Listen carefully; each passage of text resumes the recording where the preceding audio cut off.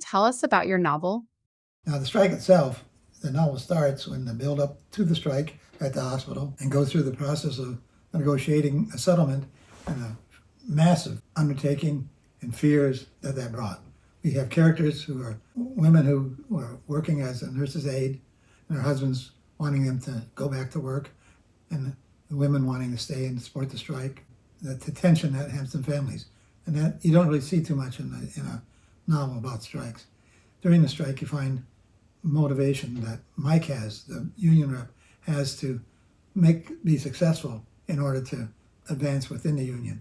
The other side, Mitch Henshaw, is the administrator at the hospital who, even contrary to the wishes of his team, pushes to make sure that union membership is voluntary and not mandated either as membership or a reduced fee for a service person. And that is absolutely against everything that Mike's union stands for, and it cannot happen. And so you have the strike taking a toll on the hospital because of the strike and lack of services, and the money that the hospital is putting out to hire replacements and to keep the strike going, hire guards to guard the property. And all this is costing them money and hurting their bottom line.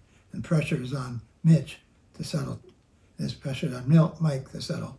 And finally it comes together imperfectly, and it affects their lives going forward.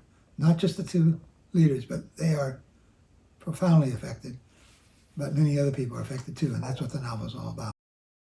Can you delve into some of the key storylines within your novel? There are little storylines all through the book, and particularly it starts with the strike. There's different aspects of it. We have a woman injured at a strike, and a picket line picket who almost run over, injured her foot.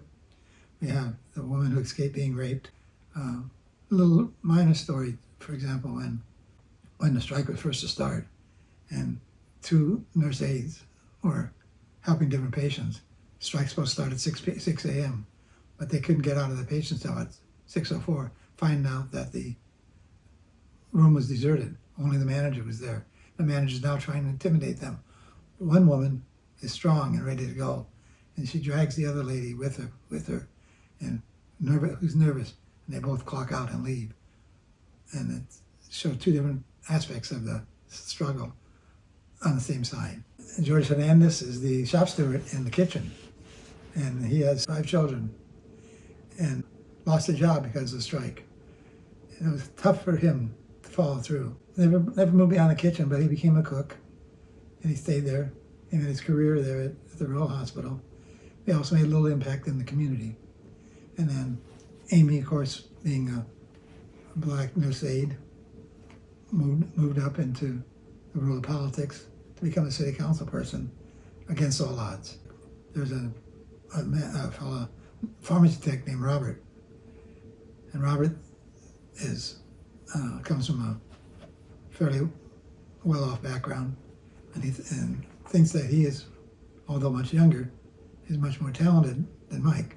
It's not true, but he winds up being not a place where he wants to be. He winds up leaving the hospital. He leaves the whole story as kind of a failed character. But stay tuned towards the end of the book, and he makes us. Robert comes back in, but you got to read the book first, and we'll see how he comes back in. Brenda Samuelson herself gets herself to be a licensed practical nurse, marries, husband is not a good man for her, strikes her just once, she walks away. She continues to build, becomes more active locally, helps Mike in his quest to move into one of the leadership positions. And in the meantime, she pairs up with a Teamster representative who is good for her, and together they move forward. So I think there's a lot of hopeful forward motion.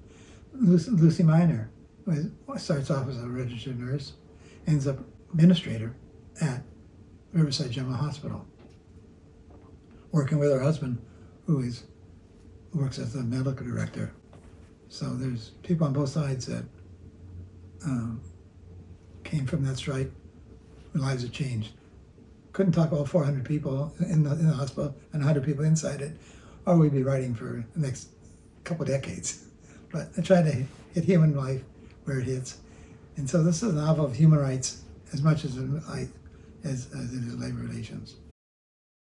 Why did you write a novel based on labor relations?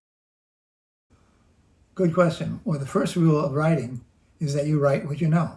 And I have nearly 40 years experience in labor relations, both as a union representative in many duties, and later as a state mediator and then a federal mediator, totaling 16 years between the two, and then as a labor arbitrator making binding decisions for the last several years. And I think that qualified me to write a novel based on labor relations. Is Strike at the Heart of It an academic study on labor relations? Good question. Definitely not. It's more accurately described as a novel about people's lives changing and struggles within their professional and personal lives. And the personal lives is set in different aspects of labor relations. Well, for example, pharmacy techs often have if they are organized, they have their own union. But in Strike at the Heart of It, they're part of a bigger technical unit that some of the players help impact and move the story along. That's a big change from the decisions that are brought to the real life labor relations and an organizing campaign are not necessarily, in fact they're not, exactly the criteria that you'll follow and Strike at the Heart of It. But you get the flavor of these conflicts and these yearnings and these abilities to either join or not join a union come through in the novel, including the opposition from management and advocacy by the union and how it all plays. Why did you choose Brenda as the main protagonist in your novel? Well, there are many important players in the novel, and there are three essential ones. There's Brenda Samuelson, Mike Springer, and Deanna Johnston. They're the three main characters. Of those, Brenda is the youngest, and she comes the furthest along in changes from her beginning of the novel to the final scene. And so I thought it was most appropriate to let her speak to us in her first voice. And she is very talented in doing so because she turned out to be a great orator herself. Now, Mike and Deanna have plenty to speak to you in their third-person views. Deanna is the director of human resources management during the strike, where she did a good job of helping keep the hospital operating. And later on, her skills develop, and she aims to help save the rural hospital where she worked from being closed by the greed and ambition of a for-profit hospital. Mike Springer was a negotiator for the union at the rural hospital. It's called Riverside General Hospital. And Mike's real aim in life is to be head of the regional-wide union. There's 20,000 members in this union, and he wants to be in charge of it all. He's willing to step over the other reps who have more seniority than him, and that leads to the conflicts internally that are brought out in later chapters. What inspired you to write a novel? All through my life, I knew I could write, and I'd done a lot of nonfiction writing, newspapers, newsletters, pieces of that are used to try to sway opinions. In college, I wrote editorials for the Spartan Daily at San Jose State. I took occasional classes, and one of my classes in my early 30s at a JC in the San Jose area. And there were 40 adults in this class, and his main assignment was to write 5 pages about something you knew and something about yourself. When it came time to hand out the papers, mine was the very top, the best one that they had, and it inspired me to know I could do it. I got distracted. I had very intense jobs, and trying my personal life and work, and just put on the back burner. Now, I did try one other novel set around the Kent State killings of the 4 students, but it never went anywhere. And I put it away, and then years later, as I get close to the retirement, for many of those last few years when I was working, it was in my head, developing in my head. And finally, I said to myself, it's now or never, Jim. See if you can do it. So I took it on as exercise to see if I still had enough talent enough brain cells left to actually write a good novel. And I found out that it turned out better than I thought it would. Are any of the characters inspired by real life figures you have encountered throughout your career in labor relations? There are a couple times where I would go through a whole thing and say, oh, that this part resembles somebody's life without even thinking about it. So I'm sure there are some aspects of it that are there, but it isn't based on any one person, but based on things that happen at a strike or things that might happen. How do you balance factual labor disputes in fiction to interest those new to labor relations? Well, that's a trick. I hope I did it. Well, we'll see, because I've been chief negotiator in a strike myself, and I've been a helper on a strike myself, and I certainly came close to having strikes that I was able to settle out. Sometimes things are universal. The loss of money when you're on a strike, it affects individuals, affects families, outside characters who are in the novel, crossing guards guarding the hospital have an impact. The managers have an impact. Diana Johnston, the HR manager during the strike, has some good ideas that are not always adhered to by the administrator, but that happens in other areas too. The issues may be different.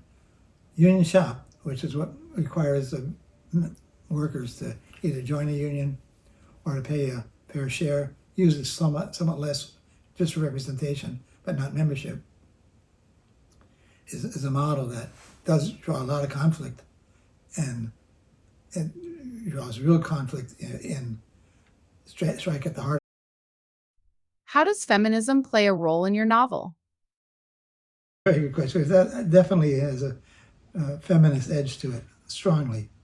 Brenda Samuelson, particularly as a lead protagonist, grows from a LPN whose ambition might someday be an RN to be actually at a forefront of maybe possibly being a regional leader. Co-workers who I've met over the years and worked with have been women. I think I'm a true feminist at heart, and I do little things like seeing in newspapers say, our bylines, how many bylines belong to women? Is it a good number?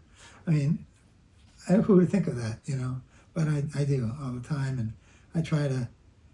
It's nice to have Katie, my wife Katie, my sister-in-law Judy, to be the main people looking at the book. Strike at the heart of it definitely shows strong women, not just Deanna, and Brenda, but others rising from where they're. Will you write another novel that explores labor relations? Whether I will write or not will depend on my staying power to do it, and how well Strike at the Heart of it is received. I hope it's received well. I think it's a good work.